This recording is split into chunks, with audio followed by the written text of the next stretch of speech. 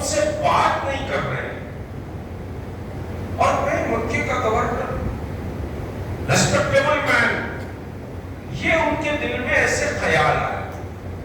اس خیال کا ایسے آ ہی رہا تھا، اتنے میں حضرت بلال اندر داخل ہوئے اور کہا کہ السلام علیکم یا امیر المومنین. تو مسند خلافت سے حضرت عمر بن خطاب کھڑے ہو گئے. دو سپر پاور کو ڈھیر کرنے والا سربراہ کھڑے ہو کر کہا وعلیکم السلام یا سیدی بلال کہہ کر اپنے بازو بٹھا دیا، اپنے بازو بٹھا دیا. یہ تعظیم، یہ توقیر محمد رسول اللہ نے بتلائی کہ بلال کی تعظیم کیا. تو پھر حضرت عمر اس بڑے مرتبے پر بھی ہے تو وہی تعظیم اور توقیر ہے. یہ صرف اللہ کی رضا کے لیے کہ رسول اللہ نے کہہ دیا تو بات ختم. اور اسی کنیکشن میں بات سن لیجیے، حدیث کی کیا اہمیت ہوتی ہے اور اللہ کے رسول صلی اللہ علیہ وسلم کی کیا تعظیم اور توقیر صحابہ کے پاس. حضرت عمر کے پیریڈ میں مسجد نبوی کا ایکسپینشن ہوا، مسجد نبوی کی توسیع عمل میں آئی. حضرت عمر کے دور بہت پیسہ آ رہا تھا. اب مسجد نبوی جو بنی تھی کھجور کے سمجھے کے جھاڑ کے تنوں سے، اور پتے اس پر ڈالے گئے تھے، پھر مٹی ڈالی گئی تھی، پھر پتھر رکھا گیا تھا، ایسا سلاب بنا تھا. اس کی ایکسپینشن ہو رہا تھا مسجد نبوی. اس ایکسپینشن میں ہوا یہ کہ حضرت عباس کے گھر کا پرنالہ مسجد نبوی میں گر رہا تھا. جب مسجد نبوی چھوٹی تھی تو حضرت عمر نے وہ پرنالہ نکلوا دیا، ایکسپینشن. حضرت عباس اس وقت نہیں تھے. میں عظمت مصطفیٰ بتلا رہا، جب صرف رسول اللہ کی بات آ جائے تو صحابہ ڈھیر ہو جاتے. ہم کتنے احادیث سن لیتے مگر عمل سے بالکل ہم سمجھے کہ دور ہے. تو کیا ہوا؟ حضرت عباس آئے. حضرت عباس آ کر دیکھے کہ ان کے گھر کا پرنالہ غائب ہے. بولے کہ کون نکالا؟ حضرت عباس موسیٰ سے کہا کہ چچا کون نکالا؟ بولے کہ امیر المومنین کا حکم ہوا، نکال دیا. تو گئے حضرت عمر کے میں حضرت عباس جا کر بولے کہ ابا عمر تم میرے گھر کا پرنالہ نکال. پرنالہ کہا کہ ہاں ایکسپینشن میں پرنالہ مسجد میں آ رہا تھا، نکال دیا. دیکھیں عربوں کی ایک فطرت ایڈمنٹ رہنے کے لیے نہیں، ہم جو کہہ رہے ہیں کہہ رہے ہیں. تو حضرت عباس نے کیا کہا؟ بات سنو. حضرت عباس نے کہا عمر یہ پرنالہ محمد رسول اللہ کے دور میں بھی ایسے ہی لگا ہوا تھا، اب یہ بولنا تھا. تو امیر المومنین عمر بن خطاب نے اس پر کوئی آرگومنٹ نہیں کیا. اس وقت مسجد ایکسپینڈ نہیں ہوئی، ایسا نہیں ہوا، ایسا کچھ بھی نہیں بولا. سیدھا آ کے اس مقام پر ٹھہر گئے. کہا کہ عباس جب تک میرے شانوں پہ چڑھ کے تم یہ پرنالہ نہیں لگا دو گے میں یہاں سے نہیں ہوں. یہ تھا ڈٹرمنیشن محمد رسول اللہ صلی اللہ علیہ وسلم. تبھی تو قرآن نے کہا کہ محمد رسول اللہ والذین معه اشداء علی الکفار رحماء بینہم. کہ وہ آپس میں بڑے رحیم، بڑے خلیق، ایک دوسرے پر جان نچھاور کرنے والے، اور کفر کے معاملے میں بڑے شدید. قرآن کہہ رہا اشداء علی الکفار کہ کفر کے معاملے میں بڑے شدید، اور رحماء بینہم آپس میں بڑے خلیق، بڑے محبت والے. اب خلیق کیسے؟ بات پر بات سمجھے کہ نکل گئی. ذرا ہم ایک دوسرے کے معاشرتی نظام کا جائزہ لیں گے اس بات سے کہ کیسی بھاری ذمہ داری ہے رحماء بینہم کے اس پہ. جنگ احد کا مرحلہ یہ شوال سمجھے کہ 3 شوال 3 ہجری کو جنگ احد ہوئی 3 ہجری میں بدر کے بعد. تو اس جنگ احد میں مسلمانوں کا ایک بڑا نقصان ہوا. 70 صحابہ شہید. حضرت حمزہ، حضرت مصعب بن عمیر، جن قدر بڑے بڑے صحابہ سمجھے کہ شہید ہوئے. میں رحماء بینہم سمجھا رہا ہوں اور ہم اپنے معاشرتی نظام کا بھی اس سے جائزہ لیں. پانی پلانے والے مشکیزہ لے کر دوڑتے ہوئے زخمیوں کو پانی پلا رہے تھے. ایک زخمی کے پاس مجاہد کے پاس رکی، اس کی زبان سے پانی کے الفاظ نکل رہے تھے.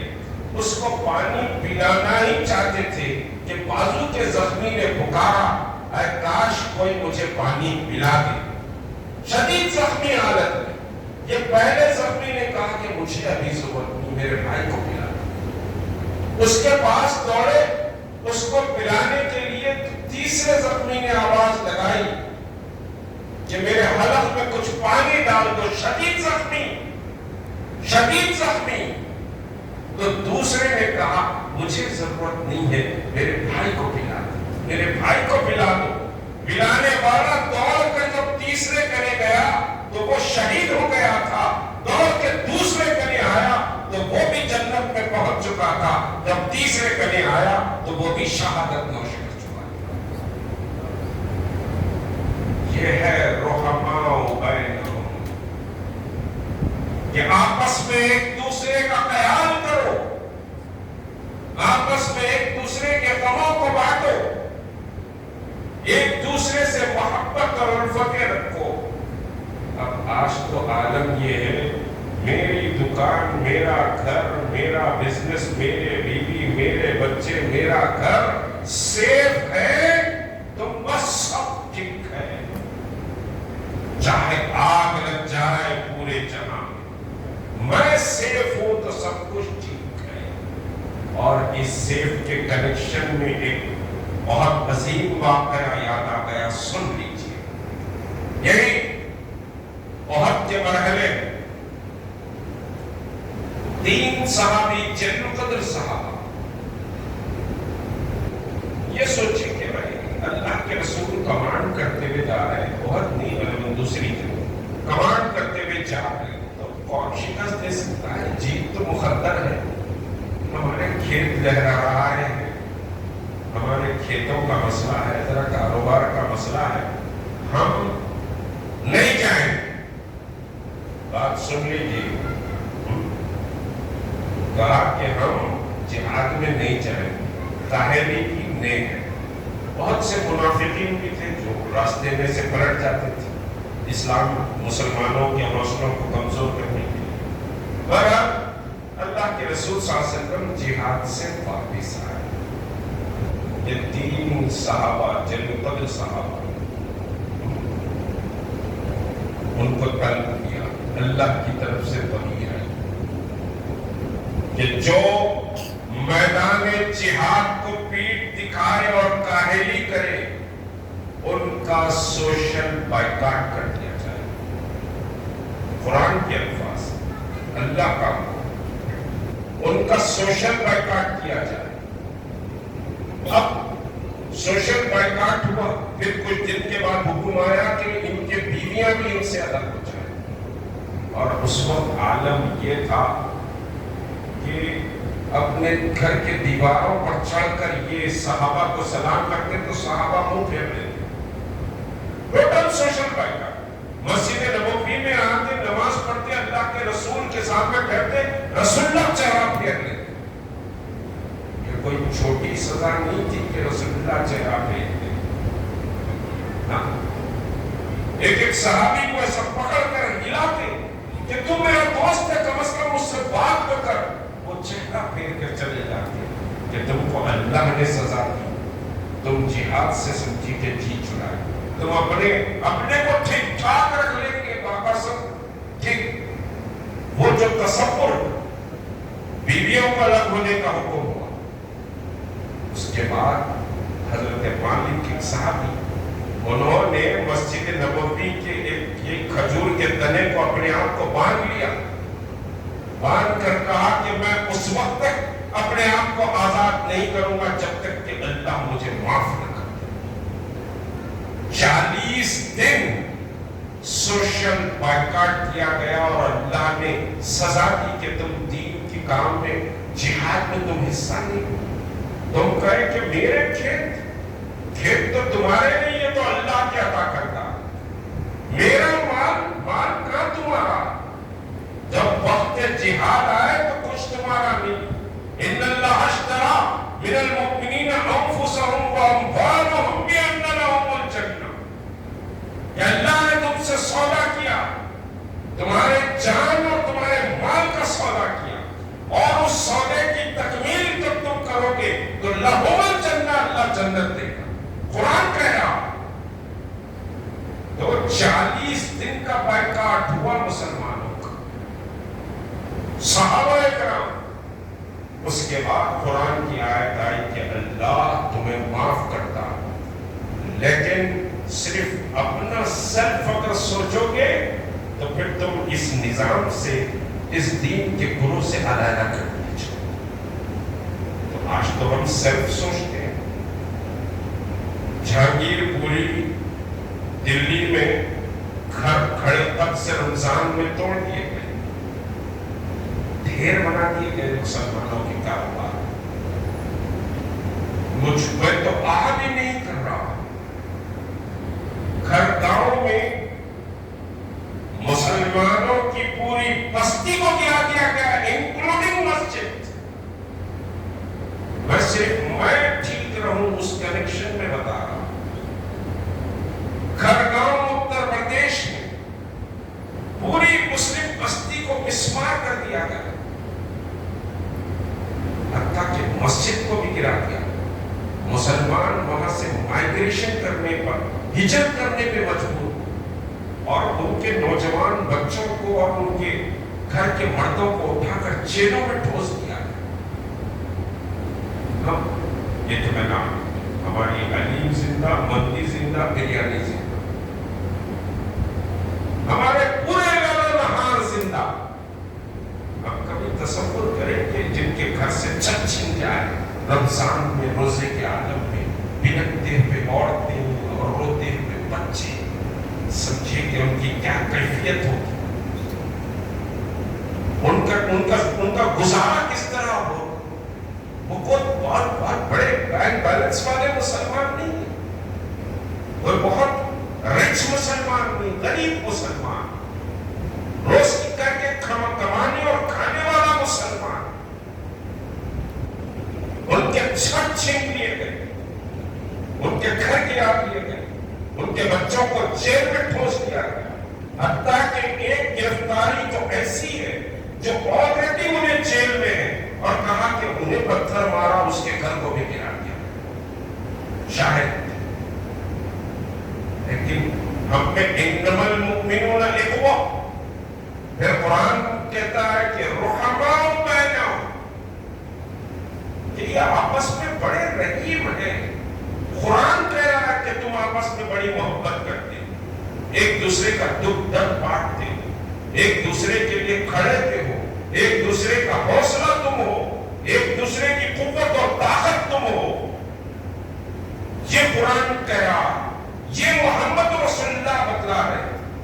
लेकिन आज बेहिसी का आलम ये है, आज उम्मत की बेहिसी का आलम ये है कि हम आवाज ही नहीं कर रहे हैं मसाइल। तो फिर कहां अल्लाह की रहमत आई? यहां तो मेरी खेती और मेरी तिजारत कहकर नहीं गए, तो अल्लाह ने कहा 40 दिन बाहर ये तुम्हारी जमात से, इनको न सलाम करो, न कलाम करो, न खाना दो, न पीना दो, न इनसे कोई ताल्लुक तुम्हारा। बीवियों को कहा कि तुम अपने अपने घरों को चले जाओ, उनके साथ भी गुजरो। इतनी बड़ी सजा मिली अल्लाह की तरफ से। और हम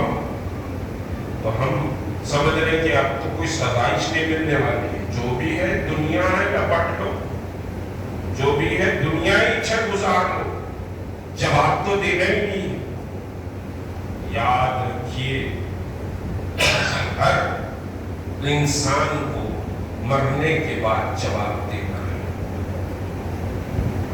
اور جہاں تک کہ مومن اور مسلمان کا تعلق ہے اس کو تو اور شدید پکڑ ہے، جواب تو دینا، اللہ کا نے جواب دینا ہے، اور ان سب کا جواب دینا۔ یہ ظلم، یہ ناانصافی اور یہ ظالم کے بڑھتے ہوئے پنجے اور تمہاری شریعت اور تمہارے مسجدوں اور تمہارے مسجدوں کی اذانوں اور پابندی، کیا اللہ اس کا سوال نہیں کرے گا؟ یہ دین کھلونا ہے جو آگے دفنی بجاتے ہیں، یا کسی میلے سے خرید کے دین کو لا لیے؟ ٹوٹے گا تو پھر جا کے نیا خرید کے لائیں۔ بڑی قیمت ادا کی ہے اس دین کو ہم تک پہنچانے کے لیے، اولیاء کرام نے قیمت ادا کی، تابعین نے، تبع تابعین نے، صحابہ نے، خود محمد رسول اللہ نے بھی اپنے خون کو اس زمین پر گرایا اس دین کی خاطر۔ کیا رسول اللہ کا خون اتنا سمجھیے کہ ہمارے لیے نعوذ باللہ غیر ہے کہ ہم دین کی حقیقتوں اور اس کی سچائیوں اور اس کی نعمتوں کو نہیں سمجھ پا رہے؟ جان دے دی لیکن محمد رسول اللہ کی رفاقت کو گوانا سمجھے گوارا نہیں کیا، اولاد کو قربان کر دیا، بیوی کو چھوڑ دیا، لیکن محمد رسول اللہ کی رفاقت کو بنیاد بنایا۔ ہم دین کو چھوڑ کر سب کچھ سمجھے کہ دنیا کو سمیٹنے کی فکر میں۔ یہ دین بڑا قیمتی ہے میرے بھائی، یہ دین کی اہمیت کو جانو۔ یہ جو لمحات ہے، جو مبارک لمحات، تم ایک نیکی کر رہے ہو تو 70 نیکیوں کا ثواب۔ اب اللہ 70 دے گا یا 70,000 دے گا، وہ غفور الرحیم، وہ دینے پہ آئے تو پھر کوئی اس کو روک بھی نہیں سکتا۔ وہ تو ایک ادا پہ جنت عطا کر دیتا ہے، وہ تو ایک ادا اس کو پسند آ جائے تو جنت مل جاتی ہے، ایک ہی ادا، اور وہ ادا کون سی کب اس کو پسند آئے نہیں معلوم۔ اس وجہ سے اس کو مناتے ہوئے رہنا چاہیے، اس کو منانے کی کوششیں کرنا چاہیے۔ یہ جو دن بچے ہوئے ان دنوں کو غنیمت جانیں۔ یہ 4 دن سمجھے کہ پھر واپس پلٹ کر نہیں آئے۔ اب جو رمضان گزر گیا وہ واپس پکڑ ہی نہیں سکتے اس کو۔ دوسرا رمضان آئے گا، ٹھیک ہے، خوب عبادتیں کریں گے، اللہ سب کو دوسرے رمضان تک کے سمجھے صحت و عافیت سے رکھے، دوسرے رمضان سے ہم کو ملائے، لیکن سمجھے کہ صاحب جو گزر گیا تو گزر گیا، وہ پکڑ نہیں سکتے۔ یہ قیمتی لمحات ہے، ان لمحات کی فکر کریے، اور جو رشتے ٹوٹے ہوئے ہیں، جن سے اختلافات ہیں، ان اختلافات کو اللہ کی رضا کے لیے ختم کریے۔ میں نے حضرت عمر کے واقعات اس وجہ سے رکھا کہ اللہ کی رضا، تمہاری دوستی اللہ کے لیے، تمہاری دشمنی اللہ کے لیے، لیکن آج میری دوستی بھی اپنے نفس کے لیے، میری دشمنی بھی میرے نفس کے لیے۔ تو جب میرے سوچنے کا معیار یہ ہو جائے گا تو اللہ کی نصرت نہیں آئے گی، اللہ کی نصرت نہیں آئے، اللہ کی نصرت چاہتے ہو، زندگی میں خوشحالی چاہتے ہو، فکر سے آزاد رہنا چاہتے ہو، تبسم چاہتے ہو، گھروں میں سمجھے رشتہ داریوں میں سب میں خوشحالی چاہتے ہو، تو اس کی رضا کے لیے زندگی گزارو۔ اور اس کی رضا کوئی بہت بڑا مشکل کام نہیں ہے، کوئی ہمالیہ کو سر پہ رکھ کے گھوم کے چلنے کا نہیں ہے، صرف اس کی رضا کیسے؟ یہ جو نفس ہے نا، اس نفس کو مار دیا اس کے لیے تو پھر ہر کام اس کی رضا کے لیے۔ یہ نفسی ہے، اچھا میں جھکوں، میں جھک کے بات کروں، میں اپنے سے اللہ کے رسول بچوں کو سلام علیکم بولتے، ہم بولتے انہیں چھوٹا، میں سلام کروں، میں کیوں کروں، میں بڑا، میں 30 ماہ خان۔ تو یہ جو انا ہے نا، یہ انا کے بت کو توڑ دیجیے۔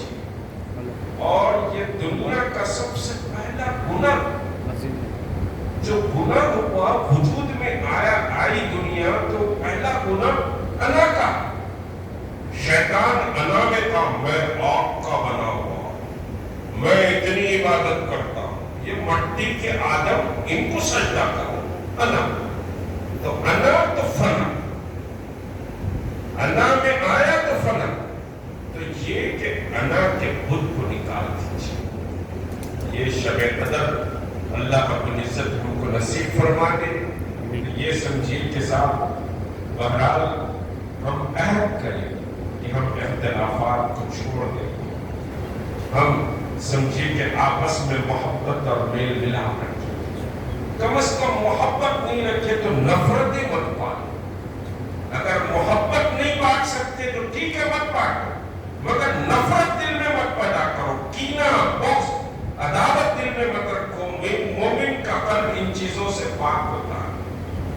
قلب کی پاکی بہت اہم ہے۔ اگر آپ کسی سے محبت سے پیش نہیں آ سکتے ٹھیک ہے مت آؤ، لیکن اس سے نفرت بھی مت کرو، عداوت بھی مت کرو۔ اپنے دل کو کم از کم ان چیزوں سے پاک کرو۔ اور آخری بات، جو حالات ہیں وہ حالات بہت خطرناک ہیں، بہت خطرناک حالات، اور بہت بڑے طوفانوں سے اس امت کو گزرنا۔ اگر ہم ان طوفانوں سے لڑنے اور اس سے گزرنے کی صلاحیت اپنے اندر اگر نہیں پیدا کریں گے تو پھر یہ جو معصوم ہے، یہ معصوم سمجھے کہ اسلام پر اس ملک میں باقی نہیں رہ سکتے۔ یہ میں پورے اپنی زندگی کے تجربات جو ملت کے ساتھ گزرے، میں 18-19 سال کا اسٹوڈنٹ تھا جو ملت کا کام شروع کیا، اور میں اگر مقام سیاست مرتبہ چاہتا تو اللہ نے بہت مواقع مجھے دیے، میں کہنا نہیں چاہتا مگر بتلا رہا ہوں۔ وی پی سنگھ نے کہا کہ ممبر آف پارلیمنٹ دے دو اتر پردیش سے راجیہ سبھا، میں نے انکار کیا۔ N T Rama Rao, Chandra Babu Naidu, Y S راجشیکھر ready, خود یہ سمجھے کہ چندر شیکھر راؤ، یہ سب نے آفر کیا کہ بھائی آپ آ جائیں، مگر میں نے کہا کہ میرا راستہ الگ ہے۔ میں نے ملت کی خدمت کی سمجھے کے ساتھ تہیہ کیا، کوئی عہدہ، کوئی پاور، کوئی دھوم دھڑاکا فلاں، وہ سمجھے میرا مقصد نہیں۔ یہ جو حالات میں اپنے تجربے کی بنیاد پر بتا رہا ہوں، جو حالات ہیں وہ بہت خطرناک حالات ہیں۔ مساجد سے لاؤڈ اسپیکر کا ادھر جانا، سروں سے حجاب کا چھین جانا، اس سے بڑی اور سمجھے کے بات اس ملک میں نہیں ہو سکتی۔ اب تمہارے سجدوں پر پابندی ہو سکتی، تمہارے محفلوں پر پابندی ہو سکتی، اگر ہم بیدار نہیں ہو، اگر ہم ہوش کے ناخن نہیں لیں گے، ہم اپنے اندر تبدیلی نہیں پیدا کریں گے، ہم اتحاد کی روح کو سمجھیے نہیں پھونکیں گے، ہم منافقین کو اور سمجھیے کہ صاحب مقبروں کو نہیں پہچانیں گے ملت میں، تو پھر سمجھیے ملت ذلت اور رسوائی کے کندھار پر جا کر رک جاتی ہے۔ حالات بہت خراب، میں ان حالات کا نقشہ پوری طرح کھینچنا بھی نہیں چاہتا۔ کل جمعۃ الوداع بارگاہ غریب النواز کے مولانا حضرت سرور چشتی نے خود میری اپیل پر، حضرت مولانا بریلی شریف کے مولانا توقیر رضا خان صاحب نے، اور پھر دوسرے سمجھے کہ طالب ابو طالب رحمانی وصل اللہ بورڈ کے فلاں فلاں نے میری ایک چھوٹی سی گزارش پر کل ایک اپیل کی ہے کہ کم از کم جمعۃ الوداع کے موقع پر ہم ایک خصوصی دعا کریں۔ دعا تو بہرحال حالات پر ساری چیزوں پر ہوتی ہے، لیکن یہ سمجھیے مساجد کے لاؤڈ اسپیکر پر اور دلی کے اس سمجھے کہ کالونی، کیا کالونی نام سے جہانگیر پوری سمجھے کہ کالونی اور کھرگاؤں مدھیہ پردیش، گجرات اور کرناٹک، اتر پردیش، یہ مسلمان بہت تکلیف میں، ان علاقوں کا نام لے کر کل سمجھیے کہ جمعۃ الوداع کے موقع پر دعا کریں اور سارے ملک کے مختلف مقامات پر حتیٰ کہ پارلیمنٹ کی مسجد میں بھی انشاءاللہ کل دعا ہوگی اور بارگاہ غریب نواز میں بھی کل سمجھیے کہ دعا ہوگی. شہر اور ہمارے پاس تلنگانہ کے بھی مختلف علاقوں میں بھی خصوصی دعا ہوگی. یہ پہلا اسٹیپ ہے صرف دعا کا. آپ بولیں گے دعا سے سب ہو جائے گا، بغیر تدبیر کے کچھ بھی نہیں ہوگا. تدبیر کریے پھر دعا کا. لیکن اب برکتوں اور رحمتوں کے نزول کے مواقع تو اللہ کسی کے آمین کو قبول کر لے اور ان ظالموں اور جابروں کو کمزور کر دے، ان کے منصوبوں سے ان کو پلٹ. اس وجہ سے یہ سمجھیے کہ یوم دعا جمعۃ الوداع کے موقع پر کل سمیٹی گئی ہے. میں گزارش کروں گا کہ کل یہ خصوصی دعا کریں اور پھر رمضان کے بعد انشاءاللہ ملک کے سمجھیے کہ مختلف دانشور علماء سبھی بیٹھیں گے جو غیر سیاسی بنیاد پر بیٹھیں گے. سیاست کے تماشوں سے کچھ ہونے والا ہے. اس وقت ہماری بقا کی لڑائی، ہمارے وجود کی لڑائی، تو یہ وجود کی لڑائی آپ کو صمیم قلب اور اخلاص اور الہیت کے ساتھ ہی لڑنا پڑے گا. تو یہ سارے سمجھے کہ لوگ حیدرآباد میں بھی بیٹھیں گے انشاءاللہ یا پھر دلی میں ہم بیٹھیں گے تو لاہ عمل طے ہوگا. یاد رکھیے بغیر جد و جہد کے حالات نہیں بنتے. آپ کو جد و جہد کے لیے ہر وقت پابرکاب رہنا. گھر اس کا چلا ہے میرا نہیں، تو اگر میں یہ سوچتا ہوں تو کل میرا گھر بھی چل جائے. میری ریاست محفوظ ہے، وہ ریاست محفوظ نہیں ہے، یہ تصور سے بھی نکل جائے.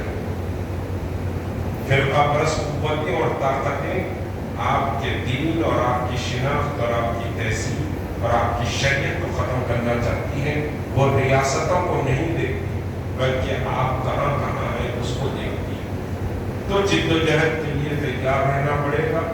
اللہ رب العزت سمجھے کہ ہمارے خلوق کو ایک دوسرے کے لیے آئینہ بنا دے. تمام رشتہ داروں اور دوست احباب سے محبتوں کے ساتھ ہم ملیں، الفتوں کے ساتھ ملیں. اللہ امت میں اتحاد کو پیدا فرما دے، منافقین سے امت کو محفوظ رکھے، اور جو امت کو نقصان پہنچانے کی کوششیں کر رہے ہیں اللہ ان سے ہم کو محفوظ فرما دے. اللہ صراط المستقیم عطا فرما، سوات قدم عطا فرما. اے اکرم الاکرمین، تو اس ملک میں اسلام کو عزت عطا فرما، اسلام کا بول بالا فرما. اے اللہ آج بہت سے نوجوان جیلوں میں ٹھوس دیے گئے ہیں، علماء اکرام بھی جیلوں میں بند کر دیے گئے ہیں. اے اللہ اس مقدس رات کو ہم تجھ سے سوال کرتے ہیں، ان کی رہائی کے سامان پیدا فرما دے، ان کے گھروں میں سکون عطا فرما، سکینت عطا فرما دے. اے اللہ معصوم بچوں کی حفاظت فرما، ان کے دین کی حفاظت فرما. اے اللہ آنے والی نسلوں تک اس ملک میں اسلام کو چلا دے. اے اکرم الاکرمین، ہماری نسلوں کو اسلام پر قائم و دائم فرما دے. اے اللہ صراط المستقیم پر چلا. اے اللہ کسی کے آگے مجبور نہ بنا. ان کافروں اور ان ظالموں کے آگے تو ہمیں مت پھینک مولا.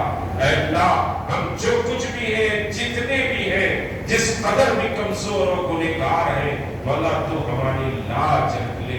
اے اللہ محمد رسول اللہ کے عشق کا ہم حرم رکھتے ہیں، اے اللہ اس کی لاج رکھ لے.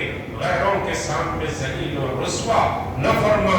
اے اللہ غیروں کے آگے ہم کو نہ بھیڑ.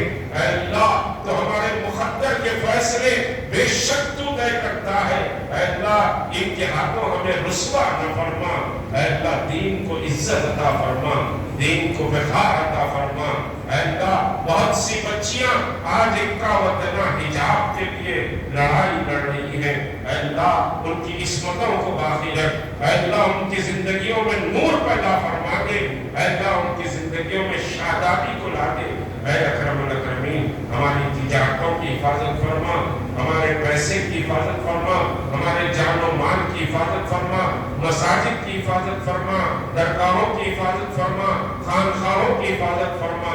اولیاء کرام کی حفاظت فرما، علماء کی، اساتذہ کی، طلباء کی، مساجد کی، مدرسوں کی، سب کی تو حفاظت فرما۔ وصلی اللہ تعالی علی خیر خلقہ اجمعین۔ سبحان ربک رب العزۃ عما یصفون والسلام علی المرسلین۔